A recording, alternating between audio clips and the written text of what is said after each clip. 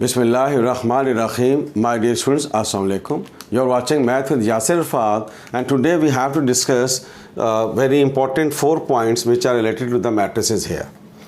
Now the number 1 point, idempotent matrix. Idempotent matrix क्या होता है? I square matrix A is called idempotent matrix if A square is equals to A.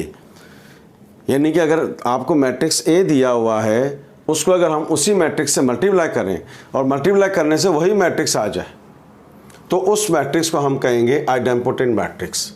आपको कोई भी matrix दिया हुआ है, उस मैट्रिक्स को आप उसी से मल्टीप्लाई करते हैं and we have the same matrix there, तो हम उसको कहेंगे आइडेम्पोटेंट मैट्रिक्स। इसकी example A square is equal to A मैंने लिखी है, यानी कि ए को अगर ए से मल्टीप्लाई करेंगे तो हमारे पास जो है आइडेम्पोटेंट मैट्रिक्स आएगा अगर वो ए की इक्वल है, तो उसको हम आइडेम्पोटेंट मैट्रिक्स कहेंगे। निलपोटेंट मैट्रिक्स क्या है?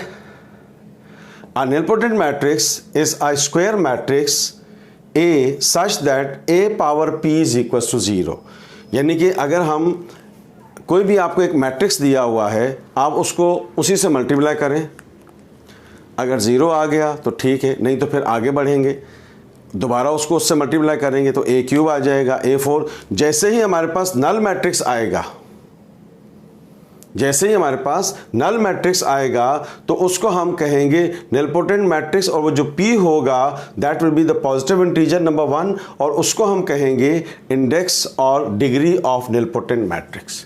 अब जैसे आपने ये मैंने लिखा है ए स्क्वायर इक्वल 0, इसका मतलब क्या हुआ कि आपको एक मैट्रिक्स दिया हुआ है, मैट्रिक्स ए, उसको आपने उसी से मल्टीप्लाई किया तो आपके पास नल मैट्रिक्स आ गया 0 0 0 0 0 0 0 0 0, यानी कि a matrix having all elements equal to 0, that is called the null matrix.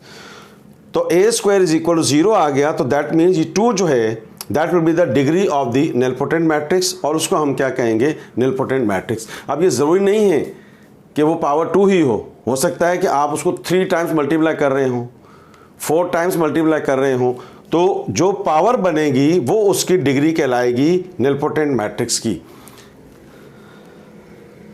अब आइए इसकी थर्ड प्रॉपर्टी पे, इनवॉल्यूटरी मैट्रिक्स।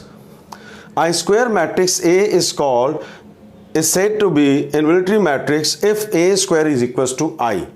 यानी कि अगर आपको एक मैट्रिक्स ए दिया हुआ है और उस मैट्रिक्स ए को ए से मल्टीप्लाई करते हैं और आंसर जो है वो आपके पास आइडेंटिटी मैट्रिक्स आ जाता है, तो that is called involutory matrix. यानी कि A square is equal to I, I means identity matrix.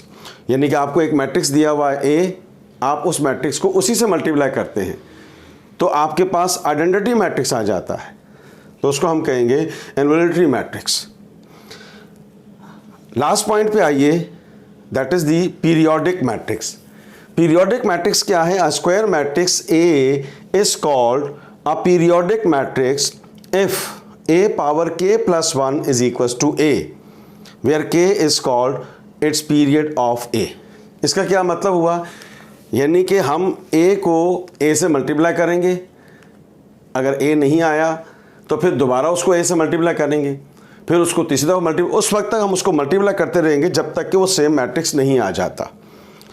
तो जब तक वो सेम मैट्रिक्स आ जाएगा, जब सेम मैट्रिक्स आ जाएगा तो जो हमारे पास k की वैल्यू होगी, जो उस वक्त मैट्रिक्स की वैल्यू होगी, पावर में जो हम ले रहे होंगे k, वो हमारे पास क्या कहलाएगा? उसका पीरियड कहलाएगा उस मैट्रिक्स का। तो that is called the periodic matrix. A square matrix A is called periodic matrix if A power k plus 1 is equal to A. यानी कि अगर आपको कोई भी मैट्रिक्स दिया हुआ है, आप उस मैट्रिक्स को मल्टीप्लाई करते हैं, मल्टीप्लाई करने से अगर आपके पास a आ जाता है, तो जिस पावर पे वो a आ रहा है तो उसमें जो k होगा वो हमारे पास क्या कहलाएगा? उसका पीरियोडिक, वो पीरियड कहलाएगा, is called period of that matrix and that is called periodic matrix. Dear students, if you like this video please share it and subscribe my channel Math with Yasir Fahad. Thank you so much. Allah Hafiz.